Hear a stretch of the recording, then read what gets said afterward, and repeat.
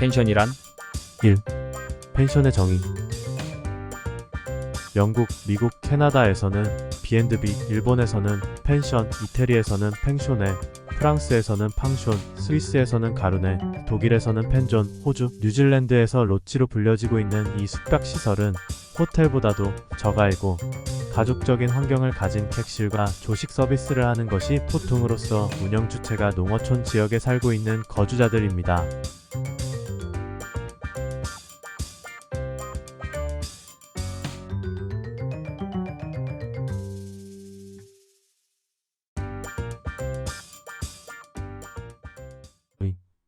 펜션 건설의 목적. 토지를 갖고 싶고 자기가 원하는 대로 건물을 짓고 싶은 기본적인 욕구에서 자기 생활에서 갖추고 싶은 환경을 만든다. 그리고 아이디어를 발휘한 펜션 본래의 매력에 알맞은 토지를 선정하는 기쁨이 있고 고급스럽고 여유 있는 환경에서 수준 있는 고객과의 인간관계를 돈독히 함으로써 자기 생활의 재창조가 이룩된다. 3. 펜션의 종류와 시설 내용. 1. 펜션의 종류, 부대 시설 및 위치상의 분류, 스키 펜션, 비치 펜션, 낚시 펜션, 등산 펜션, 요트 펜션, 운동 활동 펜션 등 주변 환경이나 리조트 단지 및 시설 성격에 따라서 분류한다. 건설 기획상의 분류. 단독 펜션 일동 건설 혹은 계속 건설되는 자연 발생형 건설 공간이 좁거나 개인 운영을 위한 펜션. 우리나라의 대부분 펜션이 여기에 해당.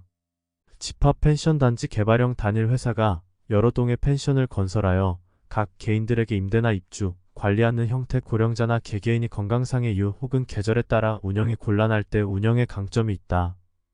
촌락형 펜션 마을을 형성하는 펜션 공동적인 관리, 부대시설의 공유, 마케팅의 공유 등의 목적으로 형태 관리 및 서비스가 이루어질 수 있고 테마 설정에 유리하다.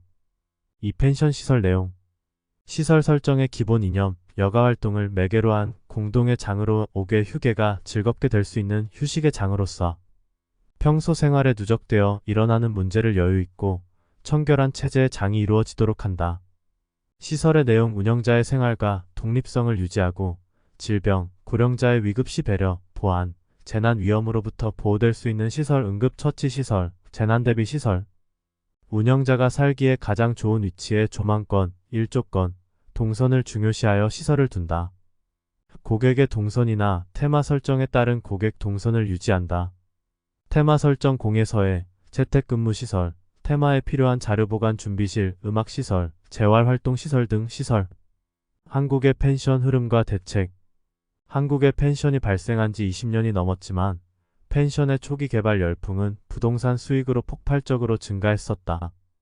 단순한 수익 상품으로 하여 분양하고 그 후에 관리가 무책임하게 방치되거나 적은 투자비로 개발하여 질을 저하시켜 수명이 짧거나 사고의 위험이 되었다. 부대시설이나 테마 관련 시설이나 환경을 조성하지 못하고 숙박시설에만 집중되어 슬럼슬럼화되었다.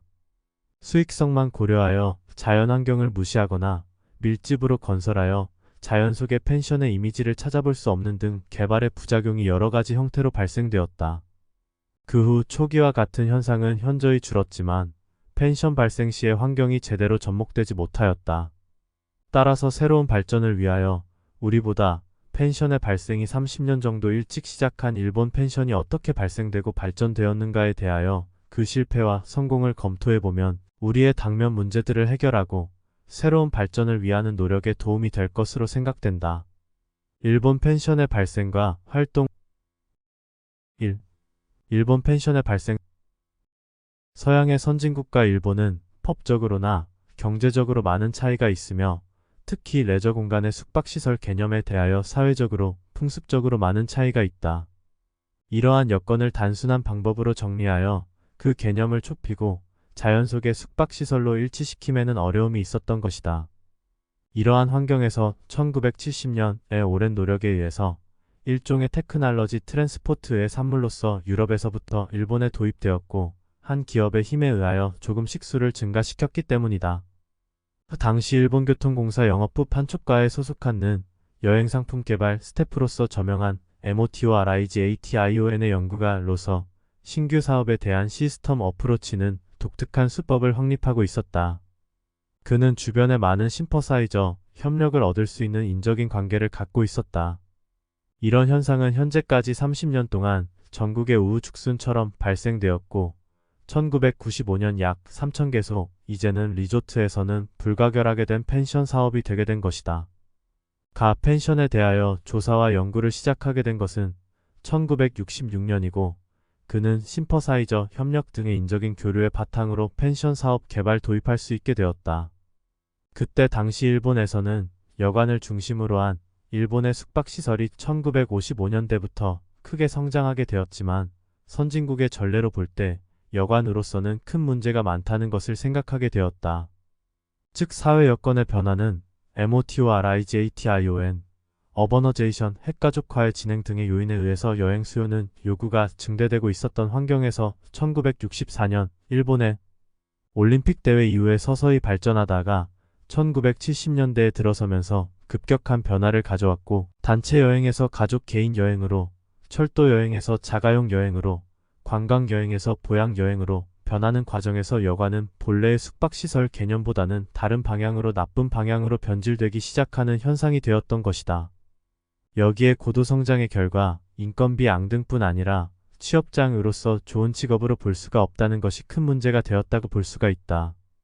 따라서 장래 일본에서 필요한 숙박시설의 개발은 필요 불가결하다고 여기게 되었다. 는 이러한 문제에 직면해서 여관이 없는 구미에서는 어떠한 시설이 이 역할을 할 것인가 연구하게 되었고 이것을 일본에 도입이 가능할 것인가에 대하여 검토하였다. 구미에서 보급하고 있는 숙박시설의 연구개발을 권장하고 모텔, 캠프, 임대 별장, 캠핑은 공공섹터로 정비한 캠핑사이드는 수준이 있는 숙박시설에 효과가 없고 임대 별장은 가동률과 이용요금으로 볼 때 건축비가 높아 사업화로 기대하고 있는 채산성에 어려움이 있고 컨도미니엄은 부동산에 대한 구미인과 일본과의 감각의 차이가 크기 때문에 도입의 시기상조로 생각되었다. 이렇게 실험했던 사업들은 별 효과를 거두지 못하게 되었다. 그리고 최후로 등장한 것이 보딩하우스라 불려지는 시설의 개발 프로젝트로서 이것이 왜 개발 연구에 의하여 다른 숙박시설에서 체험할 수 없고 보딩하우스 식사가 되는 하숙집. 이 종류의 숙박시설은 나라마다 달라서 영국에서는 비빅, 이탈리아에서는 펜쇼네, 스위스의 카르니, 도이치의 펜션 등으로 불려지고 있지만 기본적으로는 호텔보다 저렴하고 가족적인 분위기의 침실과 아침을 서비스하는 것이 보통이다. 자연 속에서 대중들이 즐기며 사용할 수 있는 숙박시설로 자리를 잡을 수 있다고 검토하였으며 이것이 당시 일본에서 펜션이라 칭하고 있는 것의 원형이다. 불어에서 팡쇼는 하숙을 의미하는 것이고 연금과는 관계가 없다. 서구에서 널리 사용하는 호텔은 부유층을 제외하고 옛날부터 대중에게 가장 가깝게 쓰여지고 있다. 북미에서는 거의 모텔 형태로 쓰고 있지만 80년대에 샌프란시스코, 로스앤젤리스 등의 도시에서 가르니 타입의 것이 급증했다. 쿠사스. 쿠사스 인근 민박의 발상지라고 일컬어지는 하쿠바촌 쇼와 초기부터 많은 사람들이 산을 찾아와 민박을 통해 따뜻한 교류를 계속해왔다. 지구에는 산에 밝은 사람들이 많이 살고 있었고 1925년경에 등산자는 본이 짐을 운반하는 사람을 겸한 산 안내인을 이 지구의 사람에게 부탁했다고 한다. 당시 여행자 전용 숙박소는 없었고 산 안내인의 집이 등산 전후의 숙박 장소로서 이용된 것은 자연스러운 것으로 그것이 등산자가 증가함에 따라 민박으로서 발전되어 갔다. 현재 하쿠바 무라에는 민박, 여관, 호텔, 펜션 등 그 수가 800여 동의 숙박시설이 들어서 있었다. 민박으로서 영업을 시작했을 무렵 숙박료를 받는 것이 죄송하다고 하는 사람들이 많이 있었고 숙박료 대신 숙박객은 식료를 지참하는 것은 당연한 것이었던 것 같다. 도시로부터 등산자에게 있어서 시골의 지인의 집에 묵는 것 같은 분위기와 소박함이 인기를 높여 하쿠바 무라의 민박이 정착되어 갔다고 한다. 그리고 일본에서 펜션이라 불려지게 된 것은 일본뿐만 아니라 영어에서도 프랑스어에서도 원래 팡션을 의미하여 사용된 것은 아니다. 그 후에 펜션 사업을 하는 사람들이 펜션의 의미를 영어 그대로 해석하여 연금이란 말을 연상하여 연금 생활자가 자연 속에서 펜션을 경영하며 개인 생활을 보내는 것이라 하고 있지만 근거는 없다. 일본에서 쿠사스의 제1호로 개업한 나카자와 씨는 외국인이 알아보기 쉬운 글자로 펜션이란 단어를 명명하여 사용한 것이 지금의 펜션으로 정착하게 된 것이다.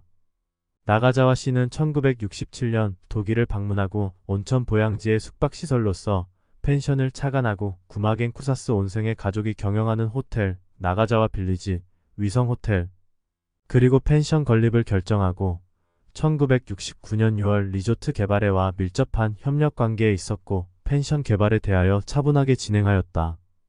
그리고 1970년 2월 일본 최초의 펜션인 와다누기 펜션이 개업하기에 이르렀다. 그 후 그는 펜션 업계의 주역으로 많은 펜션을 건설하고 일본 펜션협회를 설립하고 활동했다. 는 보딩하우스에 대해 조사 연구할 때에 다음과 같이 검토했다. 1. 구미 선진국에서는 어떠한 형태로 여행을 하고 있는가? 어느 정도의 여행객이 있는가? 이에 대응하여 어떤 종류의 시설이 조합되어 있고 각 시설의 WAIT의 정도는 어떠하고 그 요인은 무엇인가에 대하여 시계열적으로 변화하는가?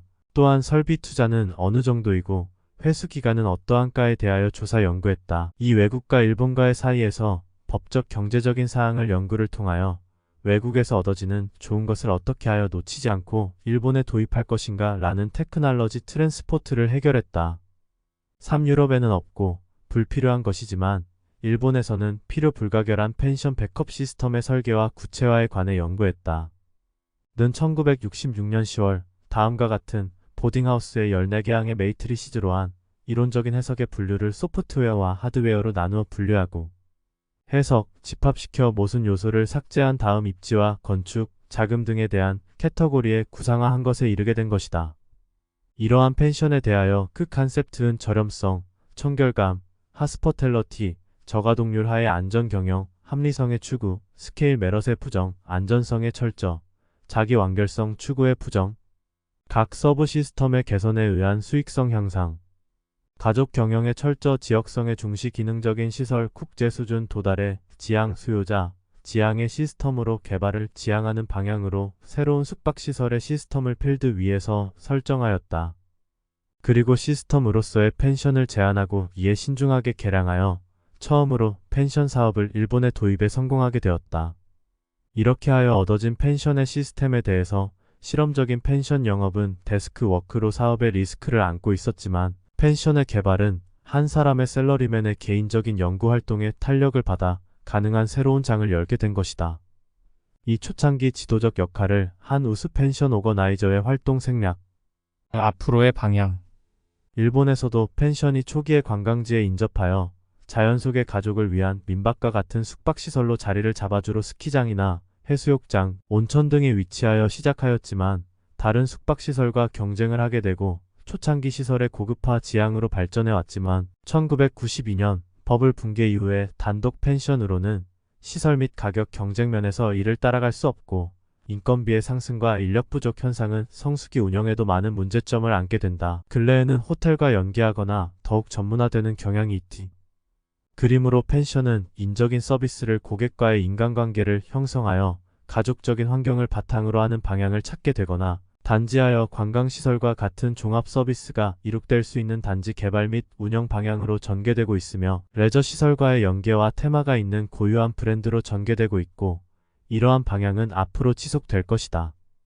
그러나 관광지 및 비경 등의 펜션 단지를 잘 꾸미자면 토지가 및 건축공사비, 환경조성비, 오수처리 시설 등 각종 보조공사비의 증가가 예상되며 이에 투자비에 대한 회수가 불확실하다. 그렇지 않으면 높은 임대료가 필수적일 것이다. 그러므로 모든 것을 다 충족시키기에는 많은 문제점을 가지고 있다. 이러한 좋은 관광지만을 선택하지 말고 토지 가격이 저렴하고 지역도 살릴 수 있는 곳에 고향의 정겨운 맛을 살릴 수 있는 곳에 개발할 수 있는 방향을 찾아야 할 것이다.